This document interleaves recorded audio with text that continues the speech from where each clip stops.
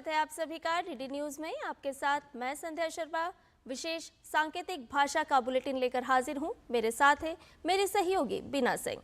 आइए बुलेटिन की शुरुआत करते हैं हेडलाइंस के साथ। दिल्ली कैबिनेट की पहली बैठक में सीएजी रिपोर्ट को पहले सत्र में पेश करने और आयुष्मान भारत योजना को मिली मंजूरी। महिला समृद्धि योजना पर हुई चर्चा।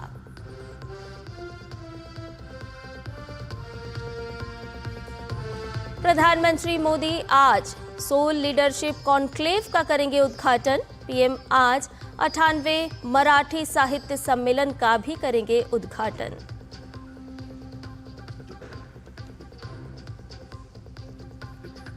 विदेश मंत्री डॉक्टर एस जयशंकर ने कहा, G20 देशों के दृष्टिकोण में सामंजस्य स्थापित कर आपसी एजेंडे को बढ़ाना जरूरी। कई वैश्विक मुद्दों पर रखा भारत का पक्ष।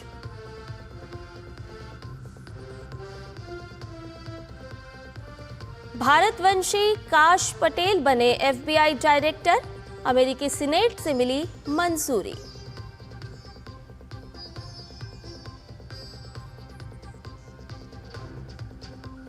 चैंपियंस ट्रॉफी में भारत की जीत के साथ शुरुआत। बांग्लादेश को 6 विकेट से दी मात। और आइए अब इन सभी खबरों को जानते हैं विस्तार से। दिल्ली की मुख्यमंत्री रेखा गुप्ता के नेतृत्व में नवगठित कैबिनेट ने अपनी पहली बैठक में राजधानी में आयुष्मान भारत स्वास्थ्य बीमा योजना के कार्यान्वयन को मंजूरी दी। साथ ही 8वीं विधानसभा के पहले सत्र में कैग की 14 लंबित रिपोर्ट पेश करने का फैसला लिया गया। इसके अलावा कैबिनेट की बैठक में महिला समृद्धि योजना पर चर्चा हुई। कैबिनेट द्वारा अनुमोदित योजना के तहत प्रत्येक लाभार्थी को कुल 10 लाख रुपए का स्वास्थ्य कवर प्रदान किया जाएगा, जिसमें केंद्र और दिल्ली सरकार 5-5 लाख रुपए का योगदान देगी। दिल्ली की मुख्यमंत्री रेखा गुप्ता ने कहा कि आयुष्मान योजना से जुड़ी औपचारिकताएं जल्द ही पूरी कर ली जाएंगी और योजना का कार्यान्वयन शीघ्र शुरू हो जाएगा। कैबिनेट ने नवगठित 8वीं दिल्ली विधानसभा के पहले सत्र में दिल्ली सरकार के प्रदर्शन पर नियंत्रक एवं महालेखा परीक्षक की 14 रिपोर्ट पेश करने का निर्णय लिया है, जिन्हें पिछली आप सरकार ने रोक रखा था। पहली कैबिनेट की बैठक में दिल्ली की पात्र महिलाओं को 2500 रुपये मासिक सहायता देने की महिला समृद्धि योजना पर भी चर्चा की गई। ये योजना 5 फरवरी को हुए विधानसभा चुनाव के दौरान भाजपा के चुनावी वादों में से एक थी। मुख्यमंत्री रेखा गुप्ता ने कहा कि महिला समृद्धि योजना पर आगे और विचार विमर्श की आवश्यकता है, क्योंकि आवेदनों के पंजीकरण की व्यवस्था किए बिना लाभार्थी महिलाओं को भुगतान नहीं किया जा सकता है। साथ ही उन्होंने कहा कि इस योजना के लिए फंड कहां से आएगा, इस पर विचार विमर्श किया जाएगा और इसके बाद इसे अंतिम रूप दिया जाएगा। दिल्ली में भाजपा की सरकार बनने के साथ ही मंत्रियों के विभागों का बंटवारा भी हो गया है। मुख्यमंत्री रेखा गुप्ता ने अपने पास वित्त, राजस्व, सामान्य प्रशासन, महिला एवं बाल विकास, सूचना एवं जनसंपर्क और विजिलेंस समेत कई प्रमुख विभाग रखे हैं। साथ ही वो उन विभागों की भी जिम्मेदारी संभालेंगी जिन्हें किसी को आवंटित नहीं किया गया है।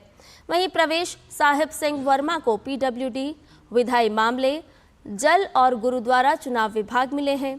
आशीष सूद को गृह, बिजली, शहरी विकास, शिक्षा, उच्च शिक्षा, प्रशिक्षण एवं तकनीकी शिक्षा विभागों की जिम्मेदारी मिली है। मनजिंदर सिंह सिरसा को उद्योग, खाद्य आपूर्ति, वन एवं पर्यावरण और योजना विभाग की जिम्मेदारी दी गई। इसी तरह रविंद्र सिंह इंद्राज को समाज कल्याण, SC/ST वेलफेयर कॉरपोरेशन, इलेक्शंस विभाग मिले हैं। कपिल मिश्रा को विधि एवं न्याय, श्रम एवं रोजगार, विकास, कला एवं संस्कृति, भाषा और पर्यटन विभागों की जिम्मेदारी सौंपी गई, जबकि डॉक्टर पंकज कुमार सिंह को स्वास्थ्य, परिवहन और सूचना तकनीक विभाग दिए गए हैं। प्रधानमंत्री नरेंद्र मोदी आज सुबह करीब 11 बजे नई दिल्ली के भारत मंडपम में सोल लीडरशिप सम्मेलन के पहले संस्करण का उद्घाटन करेंगे। इस मौके पर वो उपस्थित लोगों को संबोधित भी करेंगे। भूटान के प्रधानमंत्री दाशो शेरिंग तोब्गे मुख्य अतिथि के रूप में मुख्य भाषण देंगे। 2 दिवसीय सोल लीडरशिप सम्मेलन एक प्रमुख मंच के रूप में काम करेगा, जहां राजनीति, खेल और कला जैसे विविध क्षेत्रों के लोग अपनी प्रेरक जीवन यात्राएं साझा करेंगे। ये सम्मेलन सहयोग व विचार नेतृत्व के एक इकोसिस्टम को बढ़ावा देगा, जिससे युवाओं को प्रेरित करने के लिए विफलताओं और सफलताओं दोनों से सीखने का मौका मिलेगा। भूटान के प्रधानमंत्री Dasho Tshering Tobgay SOUL leadership conclave में मुख्य अतिथि के रूप में मुख्य भाषण देंगे। कार्यक्रम में शामिल होने के लिए भूटान के प्रधानमंत्री दिल्ली पहुंच चुके हैं।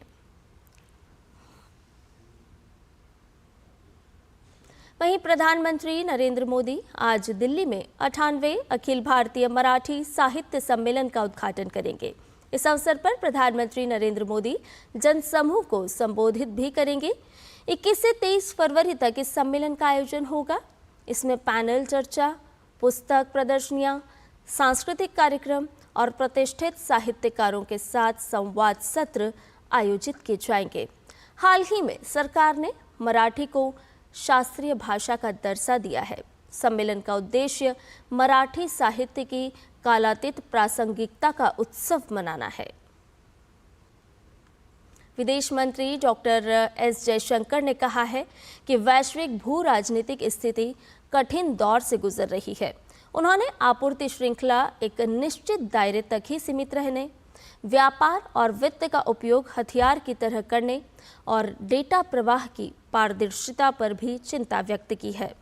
कल दक्षिण अफ्रीका के जोहान्सबर्ग में G20 देशों के विदेश मंत्रियों की बैठक में डॉक्टर एस जयशंकर ने कहा कि भौगोलिक राजनीतिक कारण से ही यांत्रिक मेधा और इलेक्ट्रिक वाहन, अंतरिक्ष, ड्रोन या हरित हाइड्रोजन के क्षेत्र में प्रगति में इतना अंतर है। विदेश मंत्री डॉक्टर एस जयशंकर ने जोहान्सबर्ग में रूस के विदेश मंत्री सेर्गेई लावरोव से मुलाकात की। दोनों नेताओं ने भारत रूस द्विपक्षीय सहयोग की निरंतर प्रगति की समीक्षा की।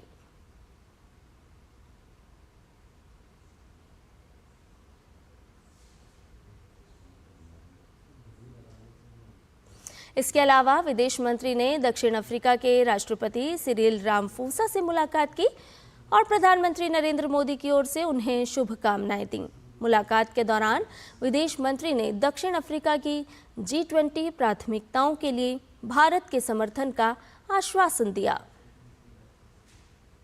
अमेरिकी सीनेट ने भारतीय मूल के काश पटेल को संघीय जांच ब्यूरो यानी FBI के निदेशक पद के लिए मंजूरी दे दी है।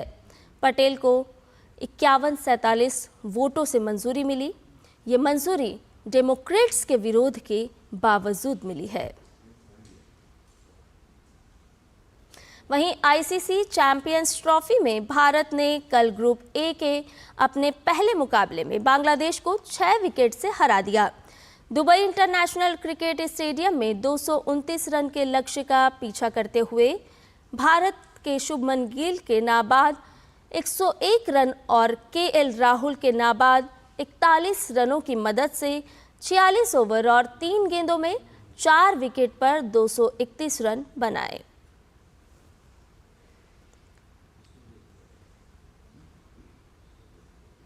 चैंपियंस ट्रॉफी में आज अफगानिस्तान और दक्षिण अफ्रीका के बीच कराची में मैच खेला जाएगा। ग्रुप बी का ये पहला मुकाबला होगा। दोनों टीमें टूर्नामेंट में जीत के साथ अपने अभियान की शुरुआत करना चाहेगी। और इसके साथ ही इस विशेष सांकेतिक भाषा के बुलेटिन में फिलहाल इतना ही। मुझे और मेरी सहयोगी बीना सिंह को दीजिए इजाजत। नमस्कार।